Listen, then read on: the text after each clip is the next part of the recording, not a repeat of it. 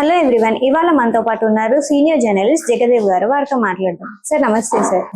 Sir, KTR గారు కొన్నాళ్ళు రాజకీయాల నుంచి సెలవు అని చెప్పేసి గానీ లేదా రాజకీయ అజ్ఞాతం తీసుకుంటున్నారు అని చెప్పి కొన్ని న్యూస్లు వైరల్ అవుతున్నాయి. సో దీని వెనుక ఏంటి కారణం? కేటీఆర్ గారు గురించి అది ఇంతకుముందే విన్న వార్త నేను. ఆయన కొన్నాళ్ళు రాజకీయాలకు బ్రేక్ ఇవ్వబోతున్నారు అన్నట్టుగా వచ్చింది. కానీ అంటే ఒక విధంగా యాక్టివ్ ప్రెసిడెంట్ గా దాన్ని ఏమంటారు, కార్యనిర్వాహక ప్రెసిడెంట్ ఏదో అన్నారు దాన్ని. ఆ విధంగా బీఆర్ఎస్ కి నిజంగా ముందుకు తీసుకెళ్తూ నడిపిస్తున్న కేటీఆర్ గారికి ఒక విధంగా హ్యాట్స్ ఆఫ్ చెప్పాలి. ఎందుకంటే మొన్న ఎన్నికల్లో ఓటమి తరువాత అంటే బీఆర్ఎస్ ఓటమి అంటే ప్రభుత్వాన్ని స్థాపించలేకపోయిన ఓటమి తప్ప ఘోర పరాభవం అయితే కాదు. ఆల్మోస్ట్ ఆల్ 119లో 39 సీట్లు తెచ్చుకున్నారంటే 35% వాళ్ళు గెలుచుకున్నట్టే, అంతే కదా. సో ఇటువంటి కేటీఆర్ గారు ఒక విధంగా నెక్స్ట్ సీఎం ఆయనే అని వార్తలు కూడా వచ్చాయి. అలా వచ్చినప్పుడు అనుకోకుండా అన్ఎక్స్పెక్టెడ్ గా దురదృష్టవశాత్తు కేసీఆర్ గారు జారి పడిపోవడము, ఆయన తుంటే ముక్కేదో సర్జరీ అవ్వడము, తర్వాత వయసు మీద పడడం ప్రభావం వల్ల కూడా ఆయన ఎక్కువగా ఇంటికే పరిమితం అయ్యారు కేసీఆర్ గారు. సో ఇటువంటి నేపథ్యంలో కేటీఆర్ గారు అన్ని తానే భుజానికి ఎత్తుకొని ముందుకు నడిపిస్తున్నారు పార్టీ. ఒక విధంగా చాలా విమర్శలు, చాలా అవకతవకలు కూడా బయటకు వస్తున్నాయి. ఇది ఫోన్ ట్యాపింగ్ వ్యవహారం కానీ, తర్వాత ఇప్పుడు కేటీఆర్ గారి మీద ఫార్ములా రేసు సంబంధించి కానీ, అంతకుముందు బీఆర్ఎస్ నాయకులు చేసిన కబ్జాలకు సంబంధించి కూడా చాలా విమర్శలు అయితే వినిపించాయి. ప్రధానంగా ఏదైతే ఫోన్ ట్యాపింగ్ వ్యవహారం ఉందో అది బాగా కుదిపేసింది.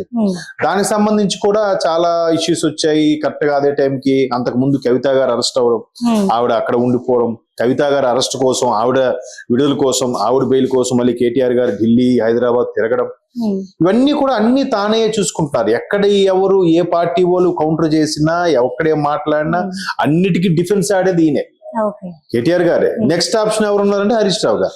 మిగతా ఇంకెవరు ఒకప్పటి సీనియర్ నాయకులు ఎవరెవరు ఉన్నారో వీళ్ళందరూ కూడా ఈ ఓటమి తర్వాత అంటే గవర్నమెంట్ ఫామ్ చేయలేకపోయిన తర్వాత ఎందుకో చాలా మంది తెరమరుగైపోయారు, కొంతమంది కాంగ్రెస్ లోకి వెళ్ళిపోయారు. సో ఉన్న వాళ్ళు కూడా అంత ధైర్యంగా ముందుకొచ్చి ప్రెస్ మీట్ పెట్టి బీఆర్ఎస్ కి సపోర్ట్ గా మాట్లాడే వాళ్ళు చాలా అరుదు అయిపోయారు.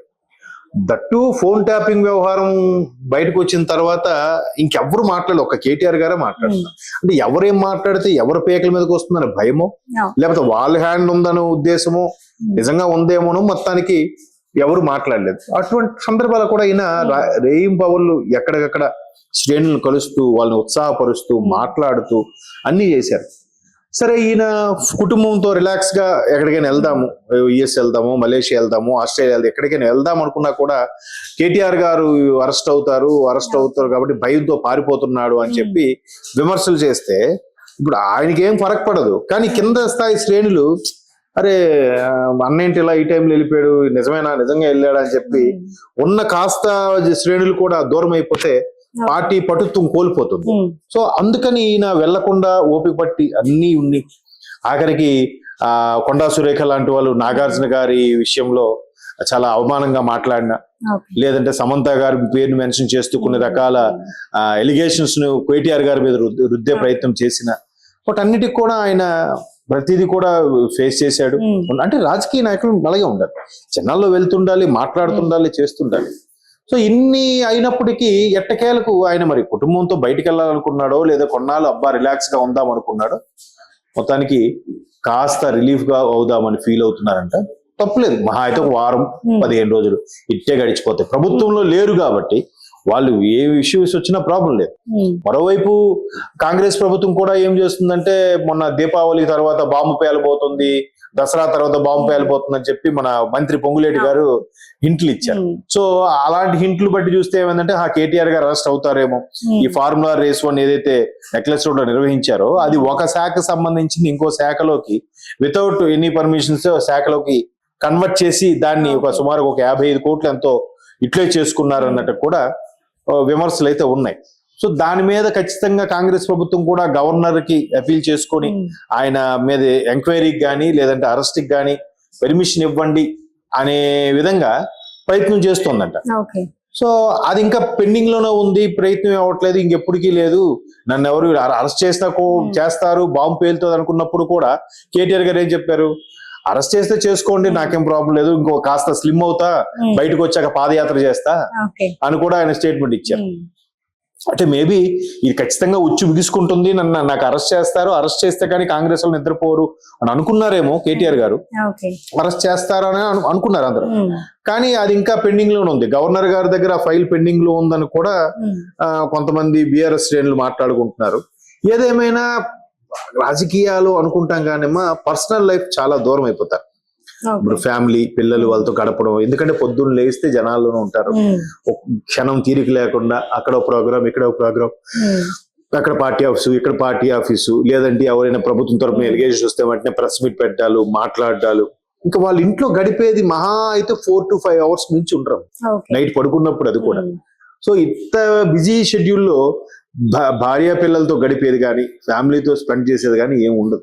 అందుకు ఒక్కసారిగా కాస్త రిలీఫ్ తీసుకొని స్పెండ్ చేద్దామని ఆయన అనుకుండొచ్చు. ఎందుకంటే ఒక అలా అయినప్పుడు మళ్ళీ బౌన్స్ బ్యాక్ అయ్యి యాక్టివ్ గా పనిచేసుకుంటారు. సంవత్సరంలో ఒక్కసారైనా ఎవరైనా కుటుంబ సభ్యులతో విహారయాత్రలు కానీ, పుణ్యక్షేత్రాలు కానీ వెళ్ళి వస్తే ఆ ఇంపాక్ట్ ఆ సంవత్సరం పొడవునా ఉంటుంది. వాళ్ళు చక్కగా ఎవరి పనులు వాళ్ళు హుందాగా హుషారుగా చేసుకోవడానికి అవకాశం ఉంటుంది. సో కేటీఆర్ గారు కూడా అలాంటి విషయాలే వస్తున్నాయి. మేబీ దీన్ని కూడా కాంగ్రెస్ రాజకీయం చేస్తే చేయొచ్చు, ఎందుకంటే అరెస్ట్ భయపడి పారిపోయారు అనొచ్చు, లేదంటే అక్కడ ఏవో లావాదేవీలు ఉన్నాయి, ఆ లావాదేవీల కోసం కేటీఆర్ వెళ్ళారని కూడా అంటారు వీళ్ళు. ఇలాంటివన్నీ కామన్. అంటే ఆ మాటలకి, అటువంటి విమర్శలకి అన్నిటికీ సిద్ధపడే రాజకీయాల్లోకి వెళ్ళాలి. అయ్యో నేను నిజంగా జెన్యున్ గా అదేం లేదే, నన్ను ఎన్ని నిందలేస్తున్నారు అని ఫీల్ అయిపోతే రాజకీయాలు ఎవరు చేయలేరు, రాజకీయాల్లో మనుగడ కష్టం. కేటీఆర్ అంటే చాలా మేధావి, చాలా మంచి వక్త, ఎటువంటి సందర్భానైనా చాలా చక్కగా మాట్లాడతాడు ఆయన. సో ఇప్పుడు నెక్స్ట్ కేసీఆర్ గారికి ఆరోగ్యం సహకరించకపోయినా, ఆయన వయసు రీత్యా ఇంటికి పరిమితమైనా కూడా పార్టీని అన్నిటి కూడా ఏకతాటిపై నడిపించే సమర్థుడు అంటే మాత్రం కేటీఆర్ గారు. చూద్దాం మరి ఆయన నిజంగా విదేశాలకు వెళ్తారా, కొన్నాళ్ళు రిలాక్స్ అవుతారా, దాన్ని ఏమంటారు, కాస్త రాజకీయాలకు బ్రేక్ ఇస్తారా, అది ఎన్ని రోజులు అనేది తెలియదు. 10 రోజుల, 15 రోజుల, నెల రోజులు అనేది తెలియదు.